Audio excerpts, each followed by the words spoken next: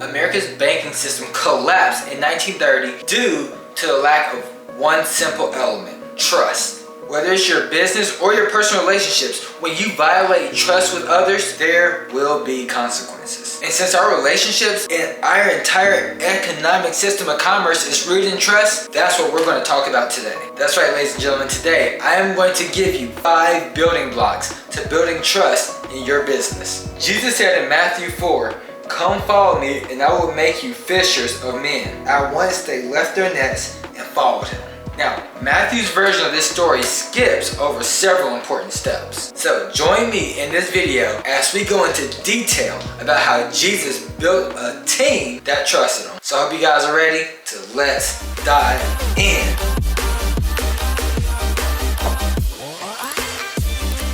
So building trust is absolutely critical in our relationships and in the world of commerce. And Jesus modeled 5 building blocks of building trust when he brought on his first disciples. And simply, these 5 building blocks can be modeled in the acronym TRUST. And in this acronym, the first T stands for Testimonials. You see, Jesus first encountered Peter and Andrew at the Jordan River. And John the Baptist baptized Jesus, and then he endorsed him the next day. You see, John 1:35 teaches, the next day John was there again with 2 of his disciples. When he saw Jesus passing by, he said, "Look, the Lamb of God." See, John's testimonial led Peter and Andrew to spend time with Jesus, which ultimately led to their calling. So if you want to build trust with those who are unfamiliar with you, don't downplay the power of testimonials. Now, moving forward in the acronym, the R stands for relationships. You see, a critical element to building trust in the marketplace, especially with people who don't know you, is to actually take the time to build a relationship. You see, Jesus knew this, which is why I doubt Peter and Andrew would have just dropped all their possessions and decided to follow Jesus if Jesus wouldn't have first spent time building a relationship with them. After John the Baptist had endorsed Jesus to Peter and Andrew in John 1, we read, "So they went and saw where he was staying and spent that day with him." You see, Jesus spent the time with Peter and Andrew to actually have that quality time to build relationships with them, which allowed them to trust Jesus, so that way when Jesus made his ask for them to follow them, they were more than willing to do so. So here's the question: do you invest enough time into building relationships? Drop a comment, let me know. What are you doing to build times? It could just simply be showing up on social media and giving value. It could be doing stuff in the community. It could be going to networking events. What are you guys doing to build relationships? Now, here's when I go back and forth about, but the U stands for Underpromise, overperform. Because you see, people like Alex Hormozy came out and he talked about $100 million offers. And don't get me wrong, Alex is absolutely a GOAT. But people took that information and they start making all these big claims. They start promising all these big results that they can't actually deliver on. It's been crazy. I know coaches that even go as far as saying, "Hey, your offer, your guarantee aren't the same thing. The offer just gets them in the door." Don't say you're going to do something if you don't have the intent to actually do it. Guys, when you don't deliver on what you say, you undermine all the trust. But let's flip the coin to the other side. When you over-deliver on the expectations, now trust is being built. And you guys see, Jesus revealed the power of this concept in Luke 5:4. Speaking of Jesus, it says, when he had finished speaking, he said to Simon, "Put out into deep water and let down the nets for a catch." Now, I get it. Right now, a lot of you are like, "Jeremy, what? What the heck does that have anything to do with what you just said?" It has everything to do with what I just said. See, let's look at this again. Jesus said, "Put out into deep water and let down the nets for a catch." Peter, he had been fishing all night without catching anything. Nothing. Like, how many fish did he catch? As my buddy Derek would say, 0. That's Spanish for 0.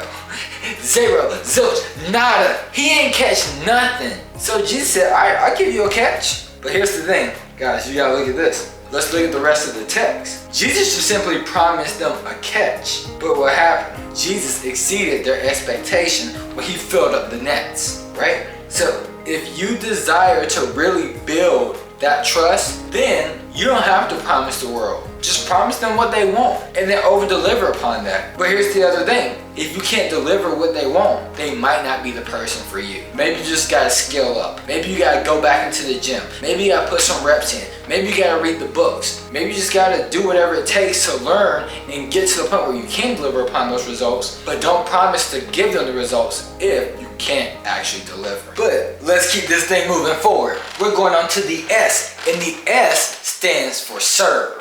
Now here's the thing, this isn't as easy as people think.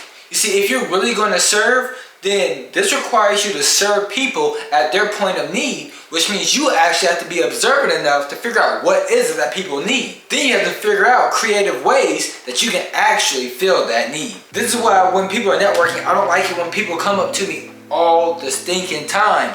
They're like, what can I do to add value to you? I know all your mentors have told you guys to ask that question. Stop asking that question. Because now you're asking me to do work to figure out what you can do that can benefit me. Don't do that. You see, what I do is I'm just observant. I look for the needs. I listen to what people say, what's going on, and then I find a creative way to fill that need without them asking. That's what it means to serve. And you see, Peter and Andrew were fishermen, professional fishermen, who had fished all night without catching anything. Jesus realized at this point, they're probably feeling like a failure. So what does Jesus say? Oh, they're fishermen. They've been trying to fish. They haven't been successful at doing what they do. I can help them out. I can get them a catch. I can get them more fish than they can handle. So what does Jesus do? He provides them a professional fishing experience. He just says, hey, try again. In Luke 5:6, we learn when they had done so, they caught such a large number of fish that their nets began to break. You see, this resulted in Peter repenting and following Jesus for life. You see, if you want loyalty in your staff and in your customer base, and you're trying to build your tribe, look for creative ways to serve them.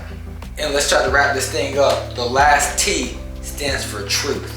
See, because the fact of the matter is, you can have testimonials, you can build relationships, you can underpromise, you can overdeliver and serve people, but if you don't tell the truth and you get exposed to be a liar, everything crumbles, everything collapses, everything is undone.